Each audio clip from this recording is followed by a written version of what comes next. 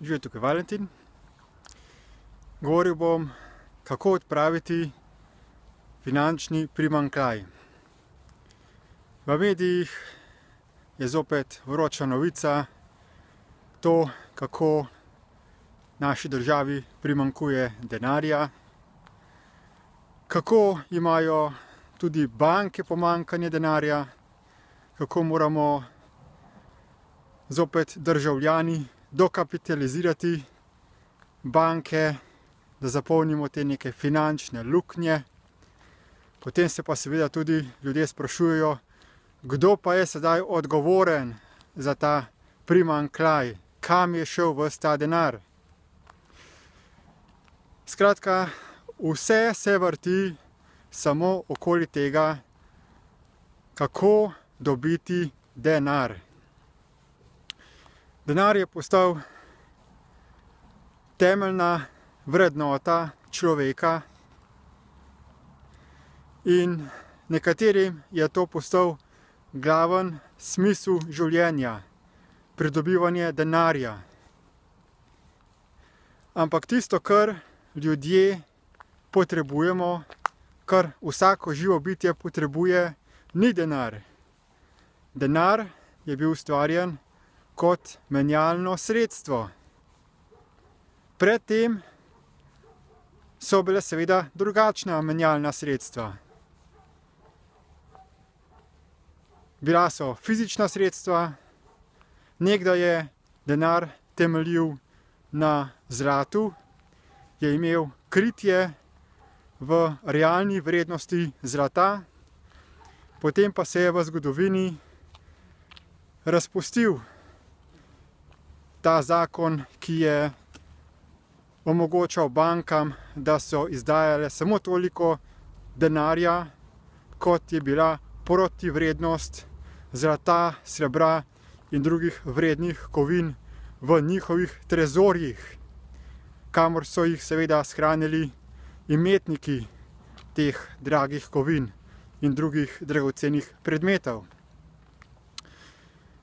V zgodovini se je potem tudi naredilo to, da je bila ustvarjena privatna centralna banka, ki je potem začela izdajati denar in si lastiti ekskluzivno pravico do izdajanja denarja. In potem se ta denar posoja in si ga zahteva nazaj z obrestmi. Skratka, vedno banke zahtevajo nazaj več denarja, kot ga je pa dejansko v obtoku. In posrečno seveda denarja zmanjkuje.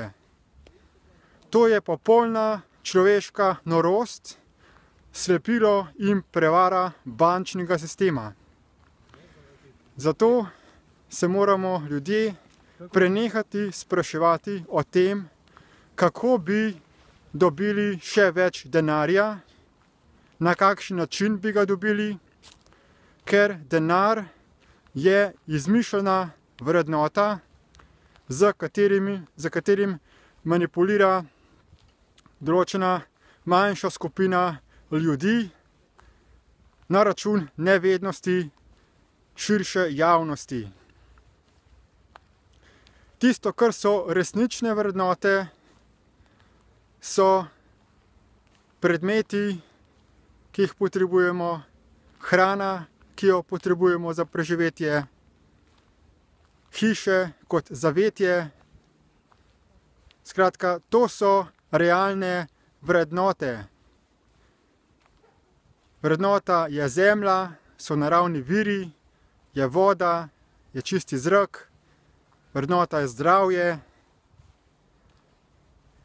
In vse te naravne vire nam daje mati narava ali planet Zemlja brezplačno. Mi pa smo tisti, ki smo si začeli te naravne vire zaračunavati in lastniniti in preprečevati pravičen, enakovreden dostop do teh naravnih virov. Kako torej prenehati z to človeško norostjo? Vsekakor ne moremo denarni sistem kar takoj odpraviti, ker je eksistenca številnih ljudi vezana na ta denarni sistem, na delovanje denarnega sistema. Vsekakor pa je potrebna čim hitrejša tranzicija v drugačen sistem, ki bo deloval na vrednotah življenja, na vrednotah resničnih stvari, ki so potrebne za življenje. In ta načrt novega sistema oziroma prehoda na ta sistem se imenuje zagotovljeni življenjski dohodek. To je izboljšana verzija univerzalnega temeljnega dohodka, s tem, da je predviden pomemben del preobrazbe družbe, kajti z sedanjim načinom proizvodnje, ko se namenoma proizvaja roba, ki se hitro pokvari, na ta način, s tako proizvodnjo, se prekomerno izrablja naravne vire, proizvaja se izdelke z kratko življenjsko dobo, torej preveč se porabi energije, naravnih virov, dela, človeškega potenciala, samo zato, da bi se pospeševalo potrošništvo. Potrebno je torej potrošništvo zmanjševati, da se čim manj izrablja naravnih virov, da se preide na obnovljive energetske vire, da se obnašamo trajnostno, ker imamo samo en planet Zemljo.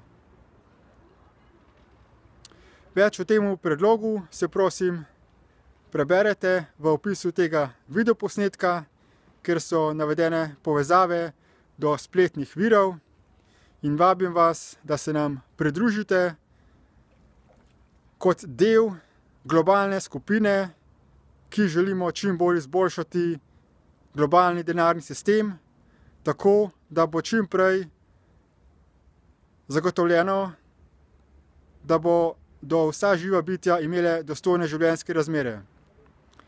Hvala za posluh in nasvidenje.